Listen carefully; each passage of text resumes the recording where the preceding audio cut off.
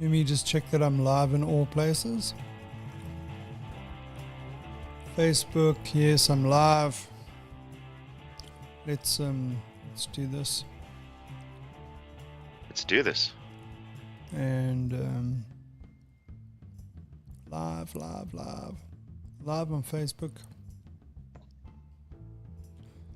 And live on... I'm a bit slow today. Streaming on YouTube. Okay, let's do this, man. Okay. Is there any intro music that you've changed? No. Are you crazy? What's wrong with you? If it's not broken, don't fix it. Yeah, something like that, yeah. Let's push this button. Oh, there we go. There you are. It's rock and roll, baby. Why are you sitting in the dark today? Is it because there's... Is it darker than normal? No, you closed closed the garage door. garage I need to get my green door. screen up again. Then Is that to block out noise or weather or something else? No.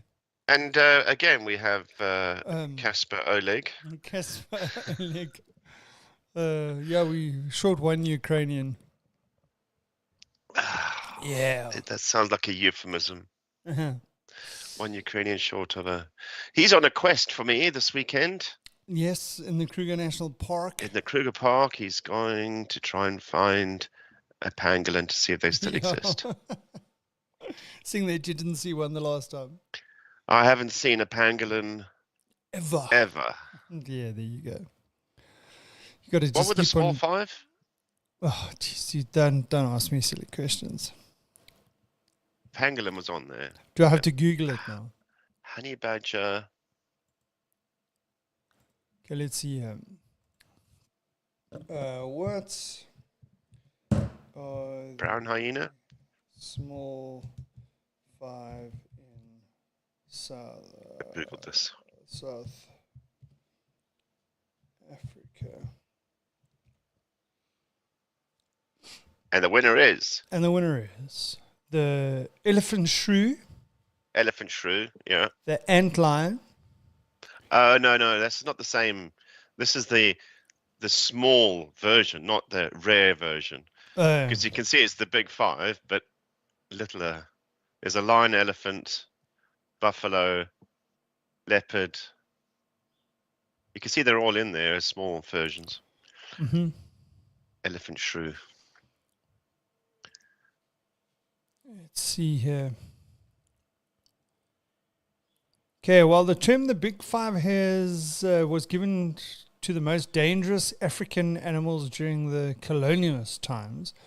Yeah. Little Five are five small African animals that share part of their name with the Big Five. Nah. Not what we're looking for. After. Nah.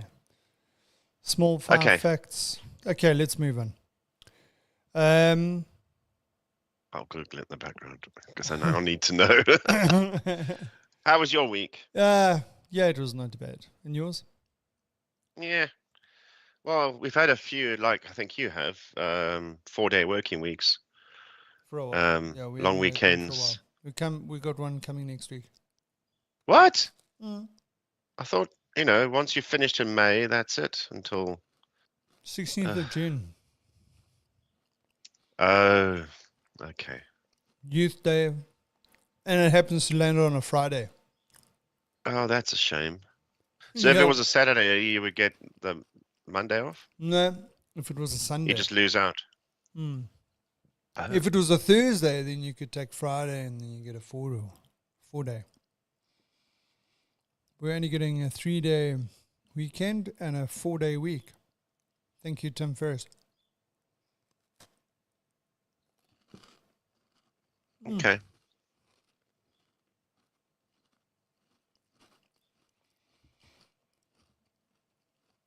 What am I supposed to say? All I can hear is This Shoot the crunching breeze. doesn't come through in the microphone. You Doesn't have it? the world's ability to eat a rusk without making crunchy noises. I mean, that's skill. Yeah, not That bad. doesn't Eh? happen. Thank God That doesn't happen. for noise reduction. I wonder if my noise reduction is on Teams. Let me check.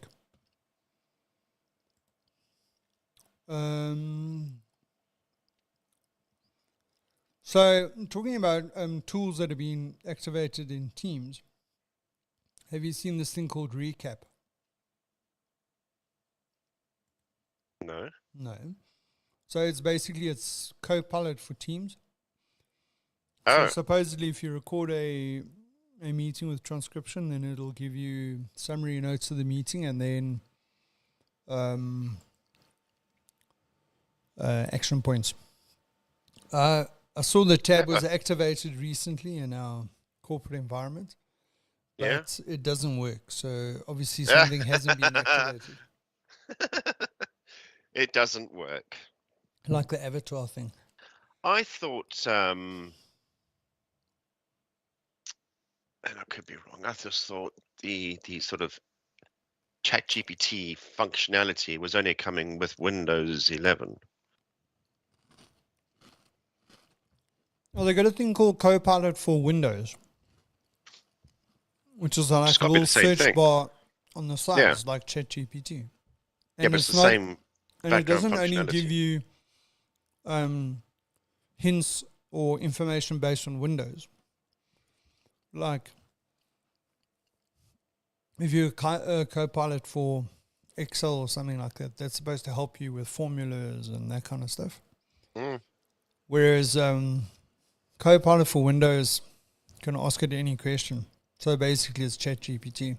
So yesterday I watched the congressional hearings with the guy from OpenAI, the woman from IBM, and then some professor. I don't know where he's based. New York University or something like that.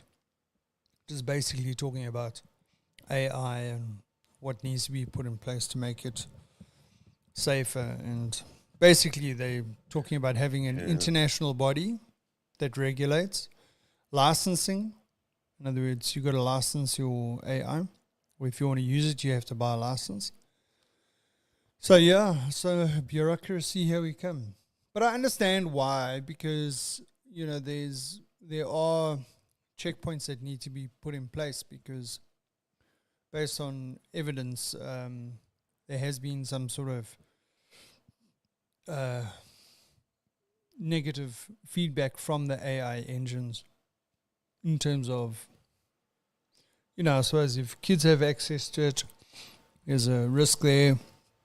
If someone's in a bad mental health or mental state or having some sort of mental distress, that they might ask ChatGPT for something and it might send them over the edge. Also medical information, if you to use generative AI to help you diagnose a problem, it could diagnose it incorrectly, all that kind of stuff. So they're almost saying like that you need like a sort of like FDA kind of thing where before something's put out into the wild, it will. I'm sorry, but as much as I get what they're trying to do, but you can't, just by licensing things, you can't protect people.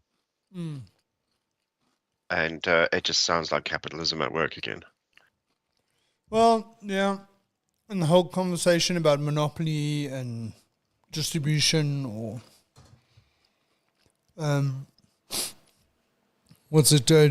democratization of these tools and the pros and the cons of all that kind of stuff. And the other thing is, like if OpenAI is giving out their code to the likes of corporate businesses that can redeploy that code in their own environment and train it on their own data. Yeah.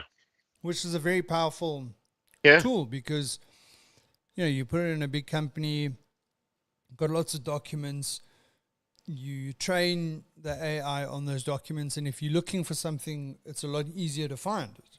If you're looking for Absolutely. an answer to a question which is business related, based on your historical data, it's that's powerful. But then what happens is that you've now allowed people to go and train it on data that the governments aren't going to have control over what. So the only thing they can have control over is the mechanism of the algorithm, but not the data that you train it on. So, I don't know. It's like a Pandora's box kind of thing. Anyway, we'll see where it lands. We'll see where it goes. Yeah. I mean, what's happened with TikTok and banning of TikTok and all that kind of stuff, that went very quiet. No, it's kind of, it's not a federal law, it's a state law. Yeah. So what was it, Oregon? Or but the UK was also talking about banning it and haven't done anything. Yeah. Australia, I don't know what's happened with Australia. They were also talking about banning it. But I mean, I don't know. Anyway, let's move along. But let's stick there and let's talk about advancements in technology. Apple's just released their Apple Vision Pro.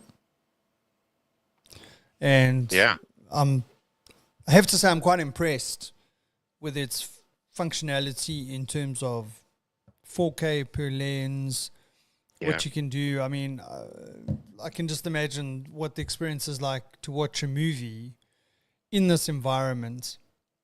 You got your own flippin' cinema screen kind of thing. Yeah, it's nice. It's gimmicky though. I mean, it's essentially a toy. I'm sure they'll find sort of like utility for it and whatever. But I mean, remember the HoloLens has been out for a while. That's a mixed reality headset. Yeah, we use that. And I don't know. The guys have tried it, in our corporate space, but they've run into issues like, how do I get this thing to have internet access? Because I can't get it onto our corporate network because we've got so many checks and balances. Oh, I see. Yeah. So it's not that it doesn't have the functionality. It's more there's levels of security. Okay. Yeah. So it's designed in a lab where you don't have those restrictions. Yeah, exactly. So great for home, not so great for the office. When you've got these checks. I'm just trying to think how our HoloLens works. HoloLens. I had a go on it. I think I've mentioned it before. We used it when we were commissioning our new facilities in Joburg. And all of our expertise that oversees the commissioning of infrastructure typically goes and does witness testing in person. But to fly all these guys to Joburg from Europe for all of this was just a ridiculous amount of money. So we did our witness testing remotely because we had somebody in Joburg who was wearing the lens and in a team session could easily share what was going on. Yeah, I've seen it where you've got an electrician or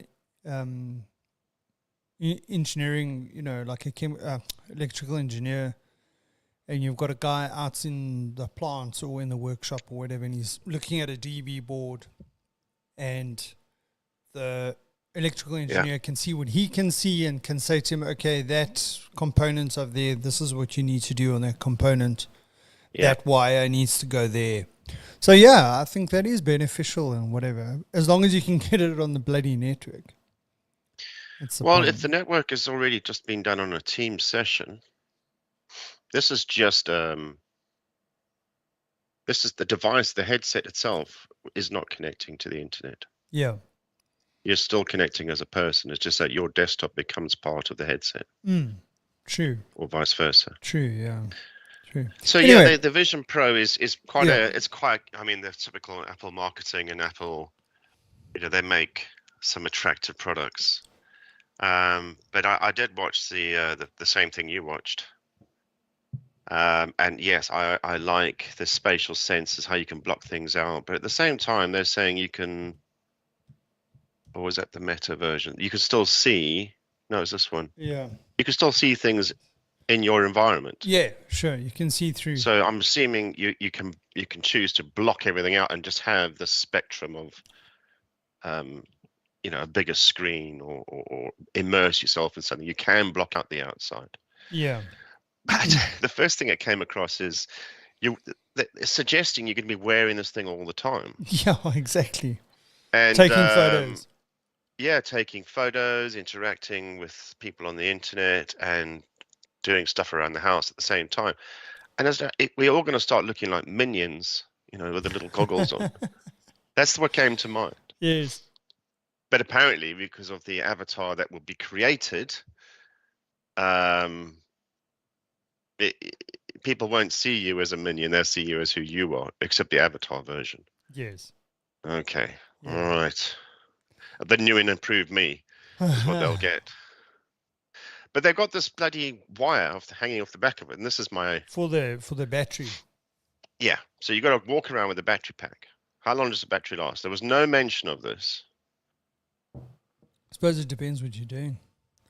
I mean, one of the things was if you're on a plane and you want to block out those around you in economy class, you can do that with these goggles. It's the future. You can watch your own, with your own screen and your own sound. You won't hear the people screaming as the plane plummets to the earth.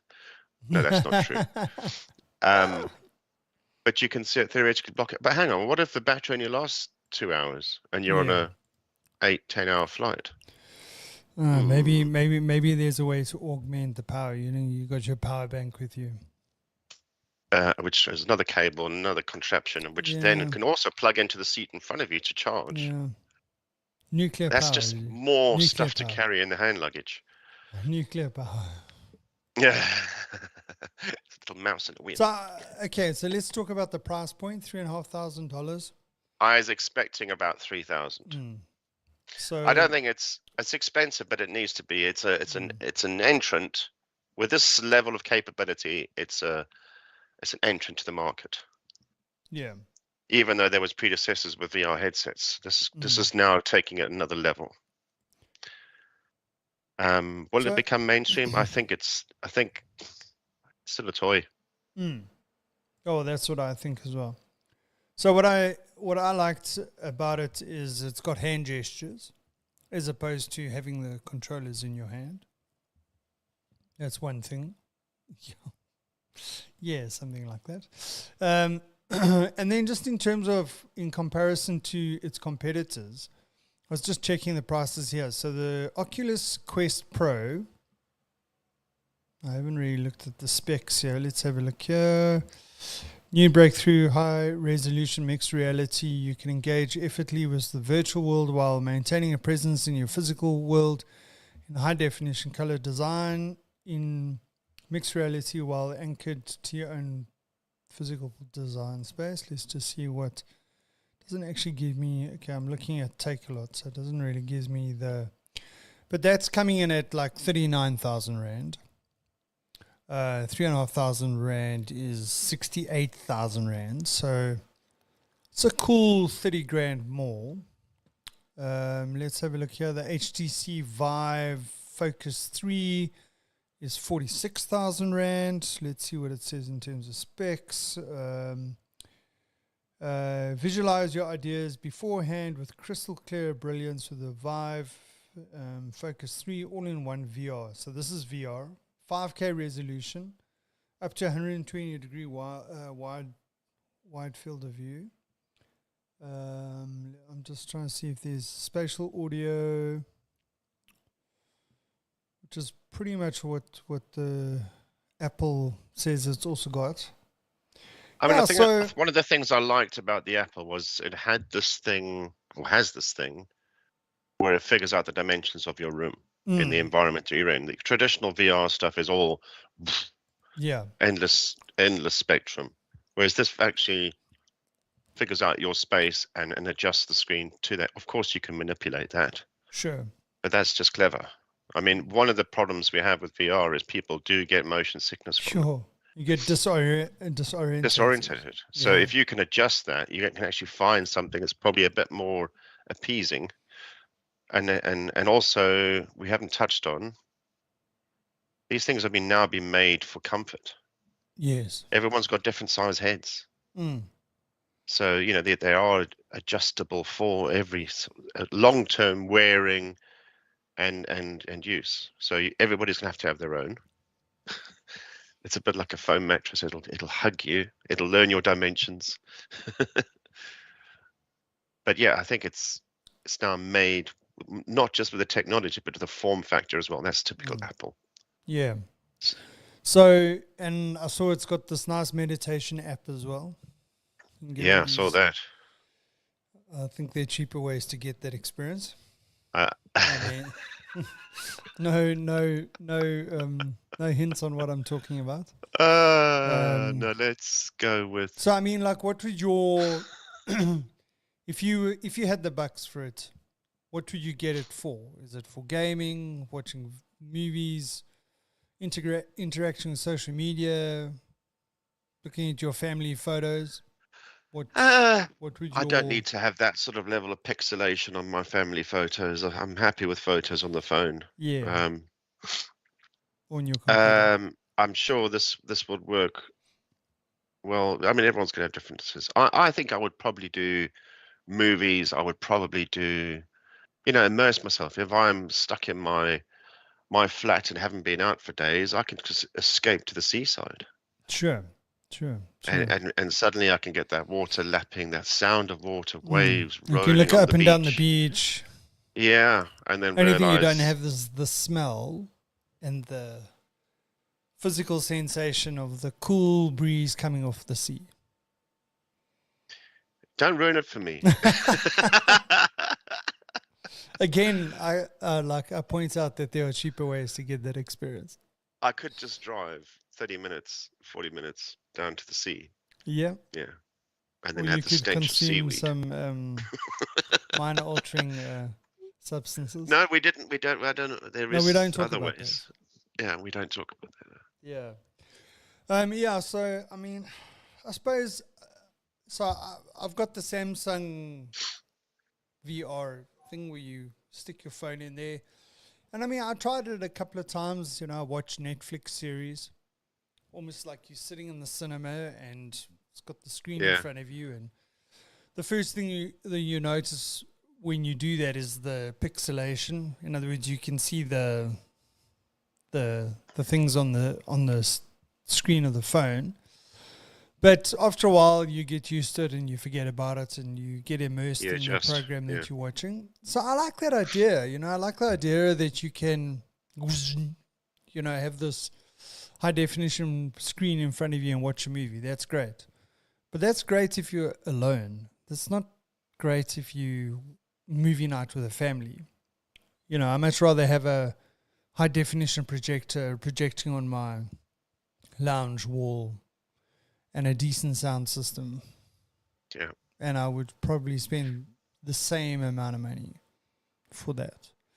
I mean, the thing that appeals to me is the sort of Google Glass concept. So like this whole concept of you wearing a mixed reality headset for some or other reason all the time.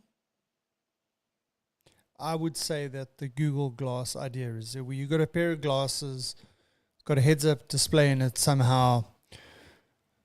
You got your sound either through your earbuds, your Samsung buds or your earpods or whatever it is. You can get spatial sound with that, with those things, and then use your cell phone for the processing power, and it's just Bluetooth. I don't know. For me, that's more comfortable.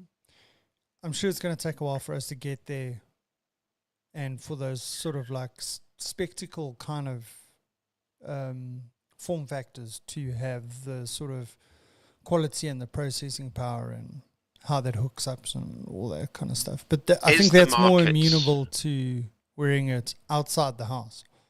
Is the target market the home use? I mean, that's how it came across in the Apple Vision Pro ad. Yeah. Because I could see more benefits in training, education, where you safely want to do experiments, or you can relive something in history. You know, it's that kind of bringing something to life in a safe way. Health and safety aspects, Sure. surgery. Yeah, now we're getting into the AI stuff. Surgery. It's more, you know, what we're going to do with it. The technology is now there, right? What applications are gonna work? What's going to take off? Yeah, and I mean, look, I the don't thing is believe I'm going to that, put these on just for FaceTime. yeah, and I mean, remember, this is probably, I don't know what, the fourth or the fifth iteration of VR, AR headsets. How far do they can't go any further from a technically.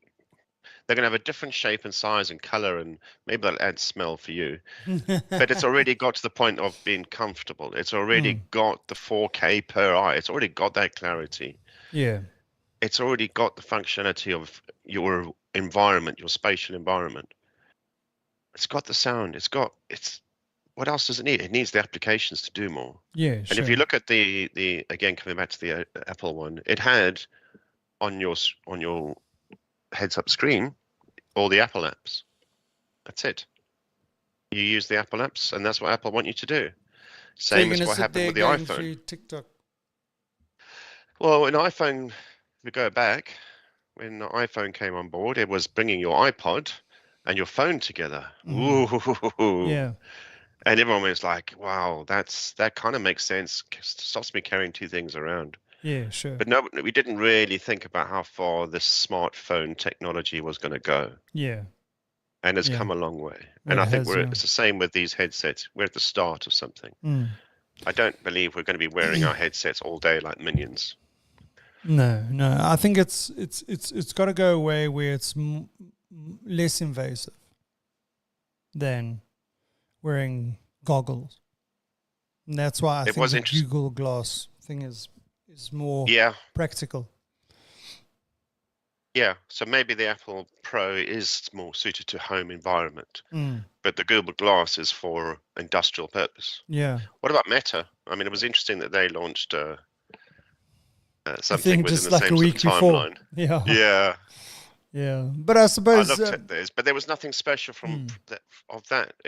They had these what looked like Wii controllers that people were using. Yes. That's what I say. That's what I like about the Vision is that it's hand gesture rather than those controllers. Yeah.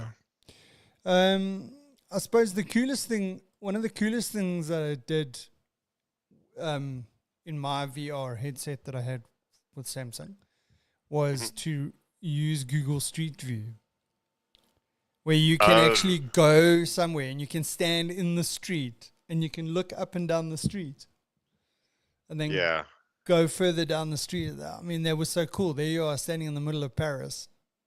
Yeah. Okay. I mean, the video quality was okay.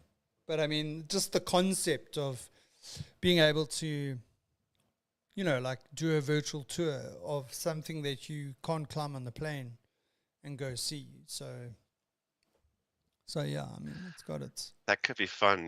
We could do hide and seek. Yeah. And I would have to come and find. Yeah. Another thing that's that I really like the idea of, and I haven't really seen it take off per se, is let's say you into tennis or Wimbledon or basketball or whatever, and they set up a 360 camera in a seat or in a position in the stadium.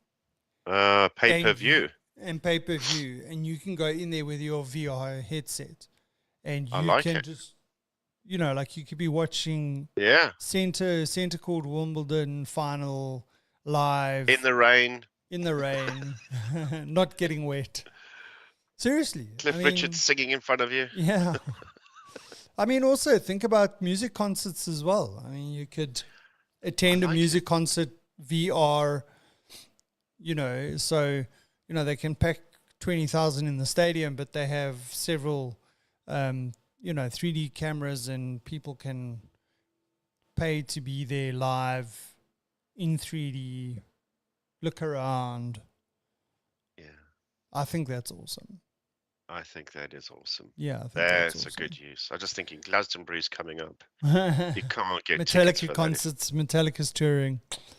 Come on, baby. Metallica is, yes. Not coming to South Africa, though. Although they will be showing some of their shows live in the cinema in South Africa. So They've done that before, haven't they? Or did you watch recordings? Not live. Okay. Not live. Apparently, this is supposed to be live. I don't know. What is live? Like within a second, or within Delayed 5 minutes? by 5 seconds. Yeah, I don't know. Apparently, I must double check what the thing is. Maybe it's just a recording, but I was under the impression it was going to be a live show. But I mean, that must be pretty cool. Live show. Yeah. In the cinema, good sound, nice big screen. You don't have to hustle in the golden circle to get your spot. Some tall dude standing in front of you, some spilling his beer all over you. I've never had this problem. I've had that. Maybe that's me spilling beer. Yeah, well, you're a bit of a tall lad, so tall. Yeah. Spill beer. Spill beer. Yeah, check. Standing at the front. Yep. Because my eyesight's shocking. Yeah. Yeah. Anyway, Formula One, dude. You watched the Grand Prix last weekend? Yeah, I watched. I watched about 3/4 of it. Okay. Do you get bored? No, I missed the beginning. I missed the. So I got from sort of 10 laps in. Yeah. So I mean, here's some thoughts. First of all,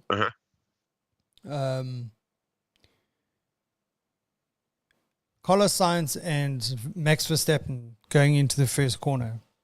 What do you think is going through Sergio Carlos's mind? You know, he's up against Verstappen. And a faster, more powerful car. He has to make it. But he's in the back of his mind, he knows he's not going to make it. He wants to be there at the end of the race. Even if he had half the chance, what's going through his mind?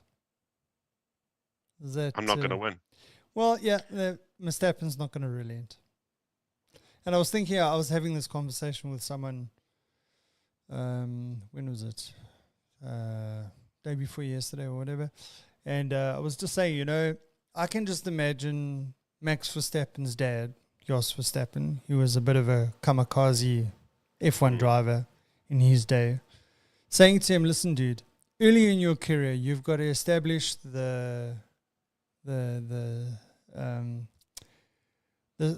what's the right word? You got to make sure that people know that you are the guy that's not going to... Reputation. Yeah, a reputation that's not going to relent. You're not going to give anyone space. And early in his career, he had some dodgy interactions. And, you know, they could say, oh, no, it's because he's young and whatever. But I think what's happened now is people know if you're going into the corner with Verstappen, got to be very, very sure that you're going to make a pass. Yeah. Yeah. So anyway, so that's point number one. Point number two, I think from a Red Bull point of view, I think it's, I don't know if it's good, but it's fortunate that Sergio Perez is not snapping at Max's heels in the championship. He's had 2 poor races. Although I do see that Christian Horner says that he reckons that Sergio is going to bounce back. But who knows what the I'm hoping deal so. would be. I'm hoping some of that bad luck starts happening to Max. Yeah. And that'll bring them, that will start making them race. Yeah. Well, are you saying there's a level of favoritism in that team? Any team that's got this situation where both drivers are, their cars are performing at the same level, they've got the same more or less level of driving skill, and then a little bit of good luck, bad luck, you know, poor pit stop or whatever, swings the pendulum to one or the other of those drivers in the same team. Yeah. Somewhere along the line, the team's got to make a call and say, well, fuck a duck. We're going to back this one. Yeah. Yeah. And I mean, it's early in the season. it would be really difficult to justify choosing one or the drivers. But there must be a point in the season where they go, okay, well, we're backing Max. Sorry, Sergio. But anyway, they're not in that situation at the moment. They're not. We've got a long way to go yet. Yeah. It's good to see Mercedes upgrades making a difference.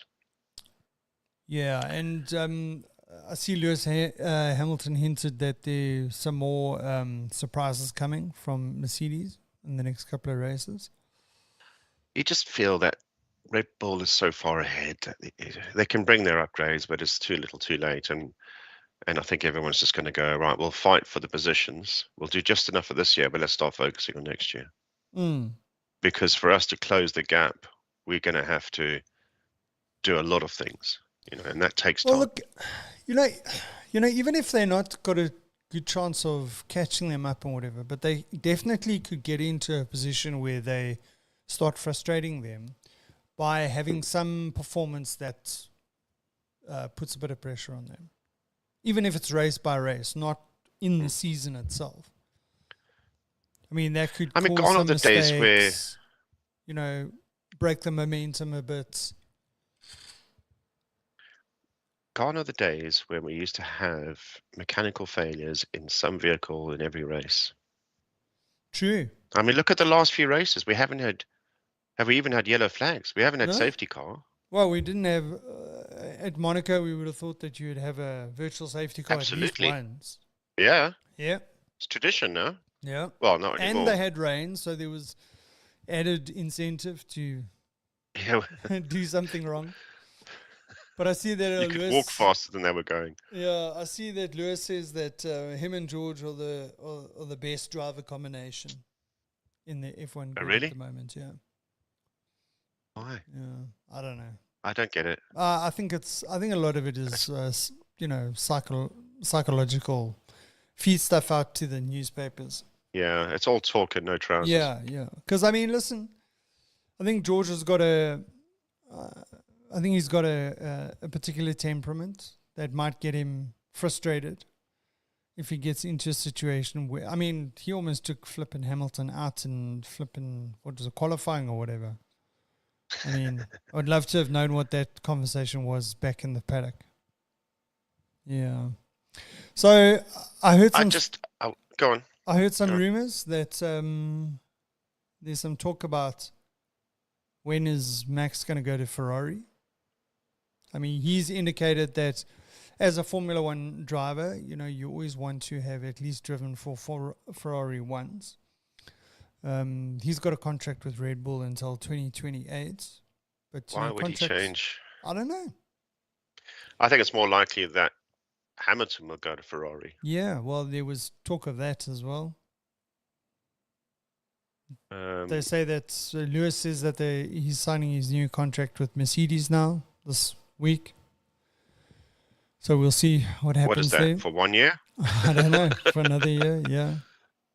And I see Adrian Newey also mentioned this week that he was twice tempted to go to Ferrari. So I wonder what they would have looked like if he had gone to Ferrari. Would they be in a better space? He should be paid more than any driver. Yeah. I don't know what he gets paid, but I'm sure it's not a small amount. But it's probably, you'd never have a designer being paid in the same level as a driver. Yeah. But I think we got to that point. The guy is a legend. It's not, he does this year in, year out. Come up with a design that is better than everyone else. Yeah. Absolutely. Hey, I saw a program once on him. No, it was on Red Bull, actually. And they went into his office. And you expect big screens, 3D stuff going on. No, he's got an old draftsman's board. He does everything in pencil. Holy old shit. school. Get somebody else to put it into the 3D modeler. Oh, wow. Wow. Jeez. Get a pencil and ruler out. Yeah, there we go. Technical drawings. So I got some bad news for you and I, dude. Oh, no. Guess who Lewis Hamilton had dinner with after the Spanish Grand Prix? Oh, don't tell me it was Shakira. Yes. And apparently it's the second time that they've had dinner. Oh, they'll be married in 6 weeks then. Oh God. That would be like the worst. I'd be so grumpy. I'd be so grumpy. Sad day. It'll be a sad day. Oh shit. Yeah. Thanks for that. Oh yeah, sorry, man. Sorry. That's it. Posters are coming down off my ceiling. Yeah.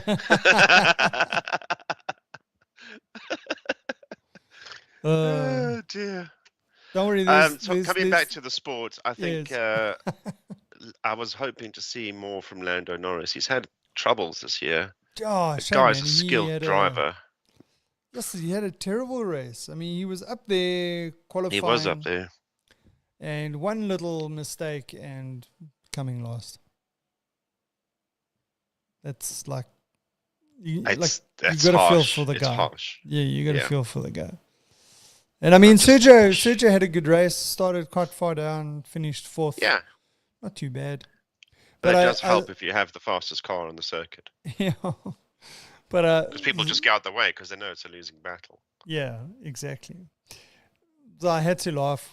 There was some person that did a video. They were at the race, and they're like, "Okay, this is the gap between Max and Lewis." So Max goes by 1 second, 2 second, 3 second, 4 second. 24 seconds later, here comes Lewis. It's like insane. It's miles. Miles, yeah. And then in spite of that, Max was warned that he was exceeding track limits and he had got the black and white flag, and the next time he would get a 5-second penalty. Not that that's going to make any difference to his gap that he had. But, and that's why he didn't bother. He just ignored it. Yeah, he went for fastest lap. Exactly. And that's where I was going, is that there was that video where he says to them, okay, well, what's the fastest lap time? And I mean, it was considerably more than what his was. And, okay, what's mine? XYZ. Yes, this dude, the next minute he takes the fastest lap. I mean, you got to hand it to the guy. I mean, he's who held the fastest lap before he took it over? It was someone like Gasly or something. It was something, someone weird. Not weird, but Ocon or Gasly. I think you're right. Yeah, I think Gasly took it when he put new tires on. Yeah, and Max says, "Oh, okay." Yeah, you gotta hand it to him, man. No, he's annoying. So how are we doing in our fantasy league? If you must ask. Or shouldn't I ask? Well, you had a good weekend on Monaco, right? Yes, I did. But I hate to point out that Spain is not a country that favours your teams. Oh, that's so wrong. My team had 291 points. The second place was my team with 258 points. Your first team was 223 in third. Mm-hmm. Yeah. So you got third, fourth. My autofill team still beat your bearded fin too. Oh, shit. That's so wrong. Lovely. How would overall? Let's have a look. Yeah, my autofill team is still 130 points ahead of your bearded fin 3. Yeah. Yeah. Thank God for this was AI. a big week for me. This is a good week for me. I have stretched my lead now. And, damn it. We need to make some changes. I might have to take my foot off and coast a bit. Yeah. It's hard to do changes in this. I said this last year. Yeah, last year. It's just not enough money. You can make 6 changes, but there's not enough. What are you going to do? Put 6 bad drivers in? It's not an easy fantasy thing. You've got to get your team right day one. So we've got no Formula One this weekend. Nope. Okay. And we got Canada next. Yeah, Canada's always a good race. Yeah, I like Canada because it's got mixed weather patterns. Yes, it's an interesting track. It's really something cool for track everyone. when you see the aerial photographs of the track and the water, there, and it's great. really great. And in the past, I don't know if it's going to be the same this time around. There's always something that happens, some issue in the My God, pits are you suggesting we're going to have yellow flags in play or a safety car? I'm hoping to make it more entertaining. Please, can Red Bull have a mechanical failure? Thank you. Are you putting that out into the universe? Actually, that would hurt my fantasy team. So yes, no, I can't. Red Bull must have a bad weekend. I need a break. I want Alonso back on the podium next weekend. Yeah, that's what I'm after. Yeah, well, look, I mean, Alonso's. I think he's in a good spot. I mean, he's he's third in the championship. Well, I think Lewis might have pipped him now. I don't know. Let me check. Checking. How are you checking? What are the standings? Results. Driver standings. Max Verstappen, Sergio Perez, Alonso, Hamilton. Hamilton's 87 and Alonso's 99 points. Then it's George Russell, then Carlos Sainz, then Charles Leclerc, then Stroll, Ocon, Gasly, Norris, Hulkenberg. I mean, Hulkenberg's not doing too badly. Not bad for coming back to Formula One. Piastri, Bottas, Joe. He had a good race last race round. He did. Sonoda, Magnussen, Albon. I mean, how's this? I mean, Hulkenberg is doing better than Magnussen. Yeah. Oh, he's got 6 points versus 2 points. Albon, De Vries, and Sargent. Yeah. Oh, well, there you go. Yeah. Yeah, so I think Alonso is smiling all the way to the bank, and they say that they're quite happy to keep Alonso for a while. Eh? So it's not like just a 1 year. Because they weren't expecting to do this well. No. Yeah. And I mean, did you hear what he said in the race last weekend? It's no, I'm not going to fight against Stroll. I'm just going to... what a team player. I'm going to support him. And they were like, what? Is this the same Alonso that we know from yesteryear? He'd already did the maths. It's like, what difference does it make? Yeah, what difference is it? It's 1 point, 2 points, whatever. Difference, yeah. You can now never accuse me of not being a team player. Exactly. He's made a deposit in the emotional bank account there. Exactly. At the end of the season, where he needs an extra few points, driver's orders will come out. Oh man, me. Pulling amps. Yeah, I'm pulling amps, dude. I'm pulling amps. So you see that I had a operation on my hand. So I just thought you were really, really cold. No.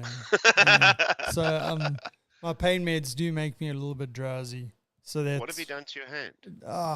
It's old age, dude. I had this like trigger finger thing where my finger would get stuck and I wouldn't be able to release it. And if I did, it was like really painful, and then I would lose the strength in my hand. Nerve damage. Well, on the tendon, there was like a little sort of like nodule that was hooking on the sheath. So then it would hook. Yeah.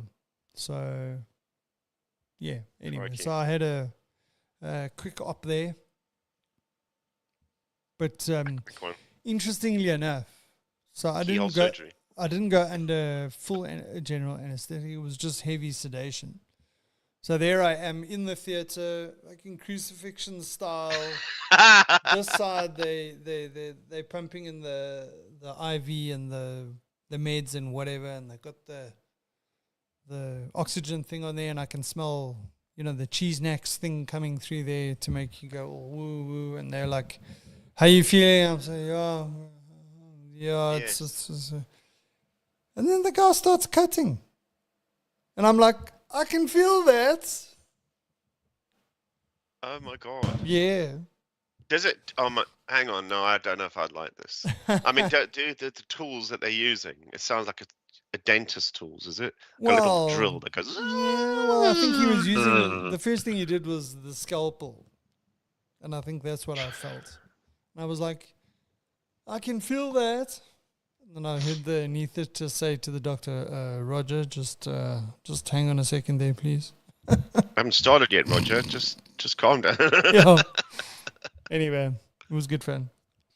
Yes, and I How had the weirdest Is that a dreams. cast? Sorry, no, it's just a bandage. It comes off on Monday, and then I'll Okay. start physio. Yeah, but I mean, fortunately, I haven't taken pain meds this morning, to be honest. So there's no reason for me to be yawning. But I've got no pain. Look, this doctor's a very good doctor. He did my daughter's wrist couple of weeks ago, a month or two ago, and he's just done my hand. He's specializes in hands. He's also a plastic surgeon, so he's sort of like, his incision and all that is very, very low key. So yeah, I'm very happy. Very happy. But he's always on the left side. He doesn't do right. His left side is his specialty. Yes, maybe. Yeah. So yeah. So did he try and say I can do something with your nose, or No. I Speaking can of fix your which, feet for you? speaking of which, I had to go for an MRI scan again recently for my checkup, and I got the last scan that I did, which was in 2019. I got the radio because I'm changing neurosurgeons at the moment. So I got the last copy of the last scan to send through to the new neurosurgeon. Plus, I went for a new scan now. But when I got the reports, I read the reports from the last scan, and they say, okay, there's no tumor there, etc., etc. But then they deviated septum, which I know I've got. But they, oh, really? yeah, you can actually see how bad it is on the scan. I'm like, yeah, I was supposed to get that sort of when I was 16, but I never did. So what happened to you? Was that just I don't know. dysfunctional growth? Maybe broke my nose when I was a kid or whatever. Who knows? Dysfunctional. Yeah, I mean, it's official. The doctor says you are dysfunctional. I'm unique. Dysfunctional. Yeah. I mean, a face that only a daughter could love. Yeah. Thanks. Yeah. You're dysfunctional, man. Thank you. Yeah, but just, dude, those MRI scans don't get easier to do them. Because claustrophobia in this little tunnel, the roof is right there. Don't move. I'm like, close my eyes, meditating, thinking of open fields, floating in the sea at Fishhook Beach, whatever I could think of to keep my mind off the fact that I'm stuck in there for 30 minutes. Yeah. Anyway. So what have you got for us on Days of the Year? Well, it's National PTSD Awareness Month. You went on a bike ride recently. It's International Mud Month. Oh, I stay away from mud. Okay. I try. Oh, yeah. I try. Okay. There's lots of foods today. There's also a lot of things about there's National Great Outdoors Month, Camping Month, Mud Month. It's all outdoors. Clearly, that's for the Northern Hemisphere because absolutely, mate. Going into the summer, we're going into the winter. We ain't thinking about camping now. It's Worldwide Knit in Public Day. There you go. There's something new for you to get out. What, are you not allowed come to terms with it in public any other day of the year? Breastfeeding in public is more commonly seen than people knitting in public. That is true story. Checks out.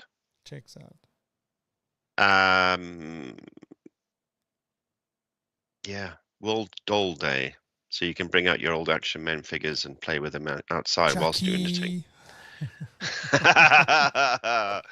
Yes, how to celebrate World Doll Day. Go and watch Chucky movies. Yes. Yeah. Okay. But this day in history was the day that Spain declared war on the United States. Oh. Yeah. How silly of them. 1898. Yo. When the US Marines landed in Cuba. Sure. They took over Cuba for a few years. I think it was like 3-4 years, was a colony of the United States. Really? And this is why we have Guantanamo Bay to this day. Sure. Interesting, man. 1963 U.S. Equal Pay Act signed by JFK.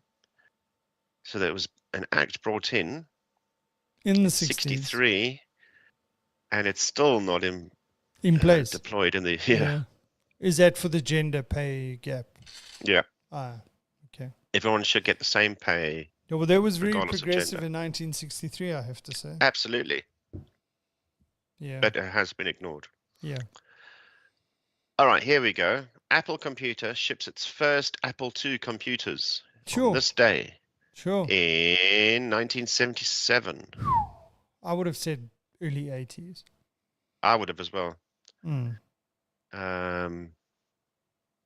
Considering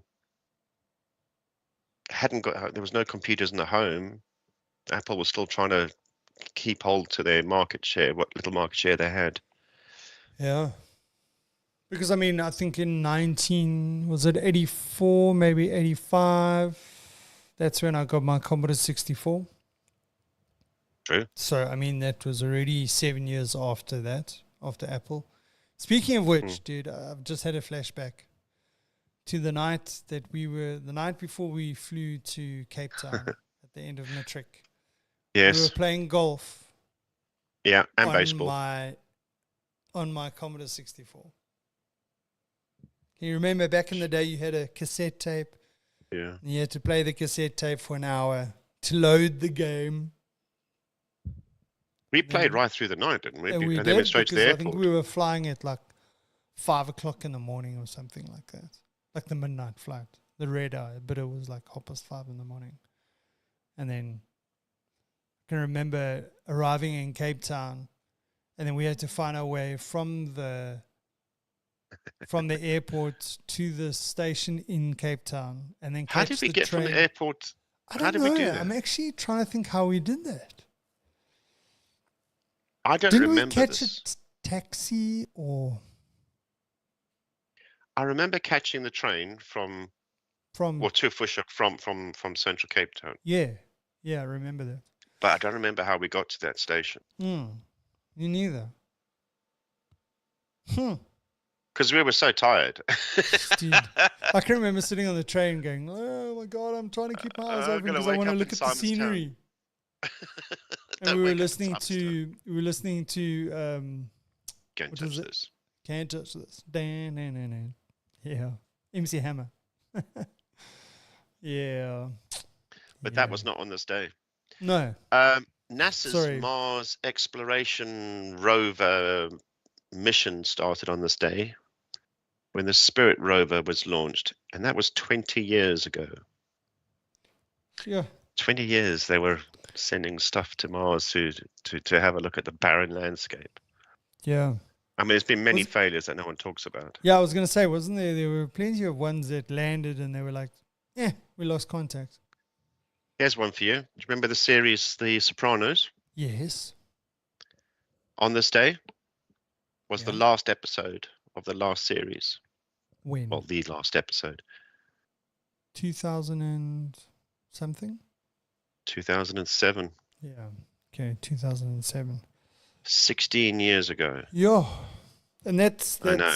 And that program's still spoken about as one of the... It's still classic. In fact, I could watch it again now.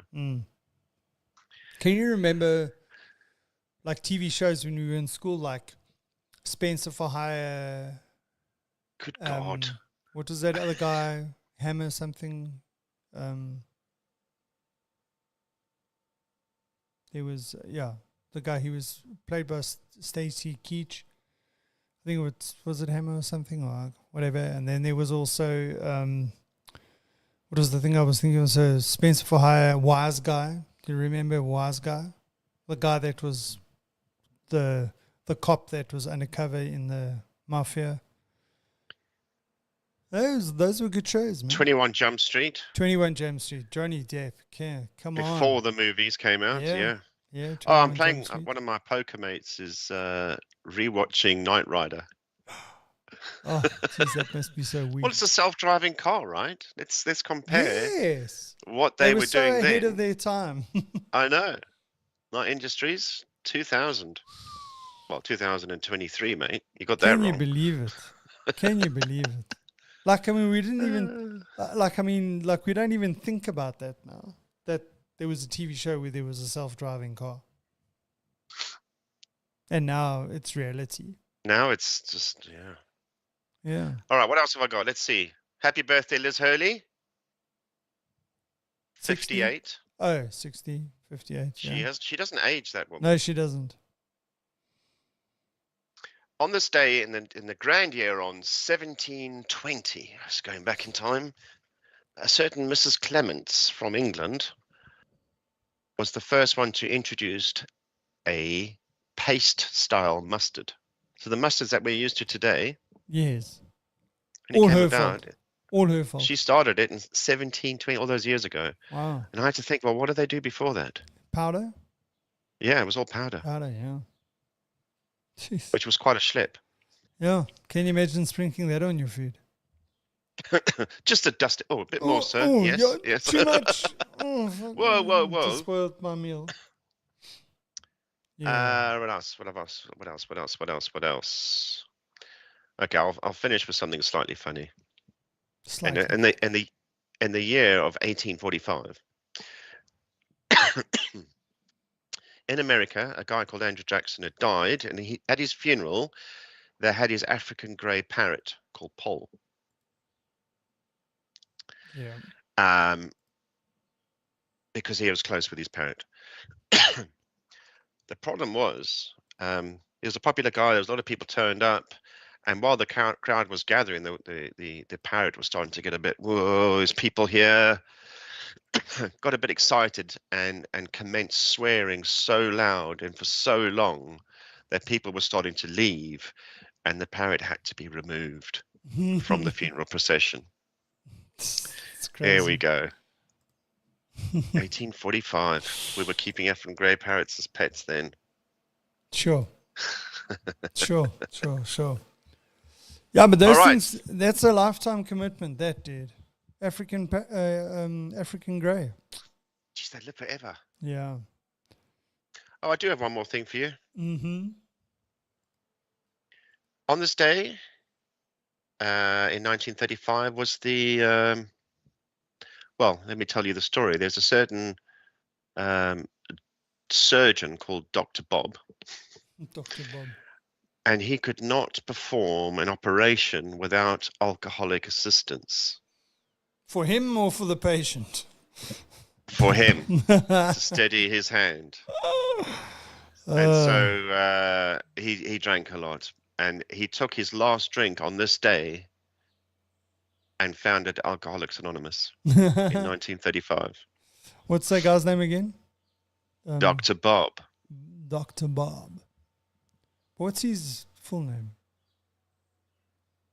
I don't know. Oh. I don't have that level of information to hand. Yeah. And there's a conspiracy theory behind that I can't really speak about on a podcast. I'll tell you afterwards. Ooh. You can go Google it if you want. Anyway, dude. That's it, mate. That's all I got. It's a wrap. It's a wrap. So we'll catch you next weekend. Hopefully the geophysicist will be back. The mystery Casper. Yeah. Well, grace one us Ukrainian with his short of a deck. Yeah. Sweet, man. Catch you guys next week. Okay, bye. Okay, bye.